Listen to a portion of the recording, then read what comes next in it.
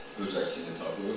Misal üçün, dəri, yoluxucu, zöhrəvi xəstəliklərin olması, ciddi, əsaslı ruhi əsəb xəstəliklərinin olması, narkotik və digər asıllıq, alüdəçilik olan valideynlərin hüquqlarının məhdudlaşması və yaxud da məhrum etməsi üçün əsas ola bilər.